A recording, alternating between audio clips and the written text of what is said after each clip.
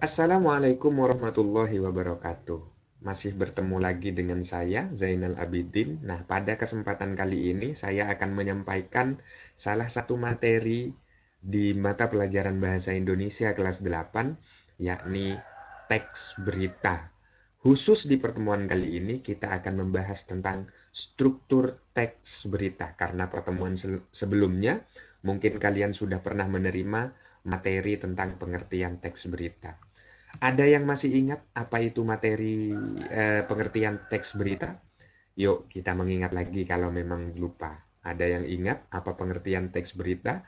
Teks berita adalah teks yang berisi tentang segala kejadian, informasi, ya, kejadian fakta di seluruh dunia yang dimuat di televisi, radio, surat kabar, majalah, dan situs-situs internet.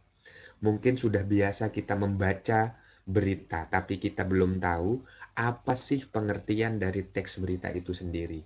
Jadi ini adalah pengertian dari teks berita. Teks berita merupakan teks yang berisi informasi tentang segala hal yang terjadi di dunia, fakta, ya, kejadian fakta, ya, yang dimuat di situs internet, surat kabar, televisi, radio, dan lain-lain semacamnya. Ya. Lalu apa ciri berita yang baik?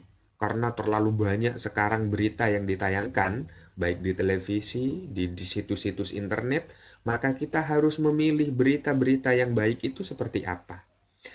Ciri berita yang baik itu harus mengandung 6 unsur eh, dalam bahasa Indonesia. Dalam bahasa Indonesia, berita yang baik itu harus mengandung 6 unsur. Apa? Adik simbah. Kita mengenal dengan adik simbah. Yang pertama adalah apa, yang kedua adalah di mana, yang ketiga adalah kapan, yang keempat adalah siapa, yang kelima adalah mengapa, dan yang terakhir adalah bagaimana. Dalam bahasa Indonesia, kita biasa menyebut ini semua, 6 unsur ini, dengan singkatan adik simbah.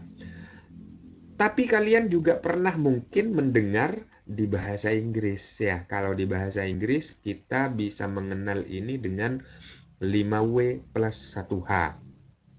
5W plus 1H ini terdiri dari what, where, when, who, why, dan how. Artinya apa? Ya, sama dengan bahasa Indonesia. Apa, di mana, kapan, siapa, mengapa, dan bagaimana. Daripada jelimet pengucapannya, yang penting kalian paham saja 6 unsur ini. Baik, jika dilihat dari isinya, berita itu ada 2 informasi. Ya, jika dilihat dari isinya, dalam satu berita itu ada 2 informasi. Yang pertama adalah informasi penting, yang kedua adalah informasi tidak penting. Jadi dalam satu berita, dalam satu teks berita, itu ada informasi yang penting, ada informasi yang tidak penting. Lalu strukturnya seperti apa? Strukturnya itu ada 3. Ya, kalau dilihat dari isinya ada 2, berita penting dan berita tidak penting. Tapi jika dilihat dari struktur teks beritanya, maka ada 3. Yang pertama kita kenal dengan kepala berita. Kepala berita. Yang kedua kita kenal dengan badan berita atau tubuh berita. Dan yang terakhir kita kenal dengan ekor berita. Ya. Bagaimana caranya kita bisa membedakan mana yang disebut dengan kepala berita, mana yang disebut dengan badan berita, dan mana yang disebut dengan ekor berita? Simak penjelasannya berikut. Jangan kemana-mana. Yang pertama, kepala berita. Kepala berita ini biasanya berisi informasi yang memuat apa. Jadi, di kepala berita itu biasanya memuat informasi tentang apa. Kejadiannya apa? Beritanya tentang apa? Itu ada di kepala berita. Kemudian yang kedua, informasi di mana. Jadi di kepala berita selain ada apa, ada juga informasi tentang di mana. Kemudian kapan. Lalu siapa yang terlibat di sana? Siapa yang menjadi korbannya? Siapa yang membantu dan lain-lainnya. Intinya di dalam kepala berita kita bisa menemukan tentang pertanyaan, jawaban tentang pertanyaan siapa. Dan yang terakhir, mengapa. Mengapa dari apa? Mengapa berita ini terjadi? Mengapa kejadian ini terjadi? Itu semua ada di kepala berita. Lalu ciri dari badan berita itu seperti apa? Ciri dari badan berita biasanya mengandung bagaimana. Jadi di badan berita ini diceritakan kejadiannya bagaimana dari awal hingga akhir.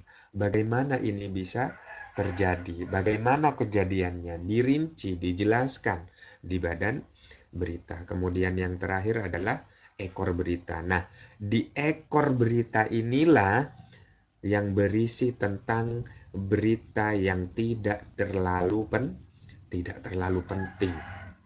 Ya, di kepala badan ini berisi tentang berita yang penting.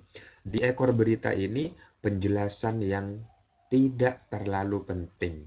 Jadi penjelasan yang sebenarnya tidak ada hubungannya dengan kejadian saat ini. Mungkin bisa menceritakan kejadian yang sudah pernah terjadi di tahun sebelumnya, di waktu-waktu sebelumnya. Misalkan berita ini menjelaskan tentang banjir. Jadi apa, di mana, kapan, siapa, mengapa, dan bagaimana ini sudah dijelaskan di kepala dan badan berita. Kemudian di ekor berita menjelaskan tentang apa? Menjelaskan tentang misalkan kejadian banjir yang sudah tahun yang lalu. Tahun lalu pernah juga banjir di sini diakibatkan oleh ini dan macam-macamnya. Jadi ini hanya penjelasan pendukung saja, penjelasan pelengkap saja yang sebenarnya meskipun tidak dijelaskan, ini juga tidak terlalu penting. Baik, yuk berlatih. Kita simak, kita baca bersama berita berikut ini. Sungai Ciliwung meluap, 2 desa terendam banjir setinggi 3 meter. Terjadi banjir bandang sekitar Sungai Ciliwung. Banjir tersebut diduga karena hujan yang turun sangat deras dari jam 19.00 waktu Indonesia Barat hingga pagi jam 9.00 waktu Indonesia Barat. 2 desa terendam dan banyak keluarga yang mengungsi di kampung sebelah. Setelah 137 kepala keluarga kehilangan tempat tinggal karena banjir, pemerintah segera memberikan bantuan berupa tempat pengungsian, air bersih, makanan, minuman, obat-obatan, dan pakaian. Sebelumnya juga pernah terjadi banjir di desa ini sekitar 2 tahun yang lalu, tetapi banjir tahun ini lebih besar dibandingkan dengan tahun kemarin. Salah satu penyebabnya juga diduga karena kebiasaan masyarakat sekitar yang membuang sampah sembarangan di Sungai Ciliwung, sehingga terjadi banjir ketika musim hujan datang. Dari teks berita berikut, mungkin kalian sudah bisa meraba-raba strukturnya seperti apa, mana yang masuk di kepala berita, mana yang masuk di tubuh berita, dan mana yang masuk di ekor berita. Baik, kita analisis bersama. Terjadi banjir bandang di sekitar Sungai Ciliwung. Banjir tersebut diduga karena hujan dan turun deras dari jam 19.00 hingga pagi jam 9.00. 2 desa terendam dan banyak keluarga yang mengungsi di kampung sebelah. Teks ini menjelaskan tentang apa yang terjadi. Apa? Banjir bandang. Kapan? Di mana? Ya. Mengapa? Semua ada di paragraf ini. Semua ada di paragraf pertama. Nah, dari ciri-ciri tadi yang sudah saya jelaskan sebelumnya, sudah jelas bahwa paragraf pertama ini merupakan bagian dari struktur teks berita, yakni kepala berita. Paragraf yang kedua Ini sekitar 137 kepala keluarga kehilangan tempat tinggal karena banjir. Pemerintah segera. Nah, ini menceritakan tentang unsur adik Simbah, yakni bagaimana. Kalau dari penjelasan tadi di awal, kita sudah bisa menarik kesimpulan bahwa yang ada unsur bagaimana ini merupakan bagian berita, yakni tubuh berita. Jelas ya sampai di sini ya? Semoga paham. Dan yang terakhir, sebelumnya juga pernah tanya, ini menjelaskan tentang banjir di tahun sebelumnya, yang tidak ada kaitannya sebenarnya dengan berita yang saat ini ditulis atau dibaca barusan. Jadi, ini paragraf terakhir merupakan bagian dari struktur berita, yakni ekor berita. Semoga sampai di sini sudah paham. Ternyata mudah dan gampang mempelajari struktur berita. Terima kasih dari awal sudah menyimak video saya, penjelasan saya. Semoga ini bisa bermanfaat, semoga ini bisa menambah pengetahuan, baik untuk diri sendiri maupun untuk orang lain. Tentunya bagi para pelajar di Indonesia. Jangan lupa subscribe, like, dan share. Ikuti terus channel saya, semoga saya bisa memberikan manfaat yang besar. Saya akhiri, terima kasih. Wassalamualaikum warahmatullahi wabarakatuh.